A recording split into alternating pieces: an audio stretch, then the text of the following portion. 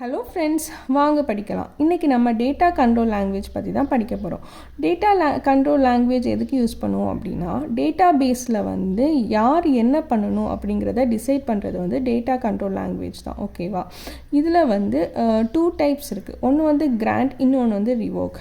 கிராண்ட்னா ஒரு ஆளுக்கு ஒரு ஆக்சஸ் இல்லாட்டி பர்மிஷன் கொடுக்கறதுக்கு நம்ம யூஸ் பண்ணிப்போம். ரிவோக்னா நம்ம கொடுத்த ஆக்சஸ் இல்லாட்டி பர்மிஷனை டினை பண்ணுறதுக்கு இதை யூஸ் பண்ணிப்போம். இப்போது கிராண்டுக்கு எப்படி நம்ம கொரி எழுதணும் அப்படின்னா, grant privilege type on table name to user name, இதுதான் அதோட சின்டெக்ஸ். ஓகேவா? இப்போ நம்மளோட ஸ்டூடெண்ட் டேபிளுக்கு நம்ம ஆக்சஸ் கொடுக்கறதுக்கு இதை எப்படி யூஸ் பண்ணிப்போம் அப்படின்னா, grant all on students to student user. அதாவது ஸ்டூடெண்ட் டேபிளில் ஸ்டூடெண்ட் யூசர்ஸுக்கு நம்ம எல்லா பெர்மிஷனும் கொடுத்துக்கிறோம். இதில் ஆல் அப்படின்னு நம்ம கொடுத்தா அதில் என்னெல்லாம் இன்க்ளூட் ஆகும் அப்படின்னா, சிலெக்ட், இன்சர்ட், அப்டேட், டெலிட். இந்த 4 பெர்மிஷனுமே இந்த ஆல் அப்படின்னு உள்ளதுக்கு நம்ம இன்க்ளூட் ஆயிரும்.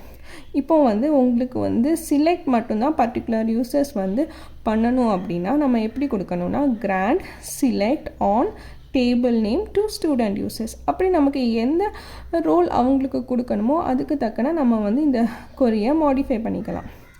இப்போது ரிவோக் எதுக்கு யூஸ் பண்ணுவாங்க அப்படின்னா, கொடுத்த பெர்மிஷனை நம்ம ரிமூவ் பண்ணுறதுக்கு தான். இதில் என்ன பண்ணியிருக்கோம், revoke delete on students from student user. அதாவது ஸ்டூடெண்ட்ஸ் அப்படிங்கிற டேபிளில் யூஸ் பண்ணக்கூடிய யூசர்ஸுக்கு நம்ம டெலீட் பெர்மிஷனை ரிவோக் பண்ணிட்டோம்.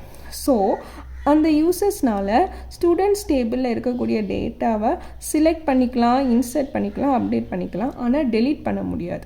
அவ்வளோதான். Happy learning.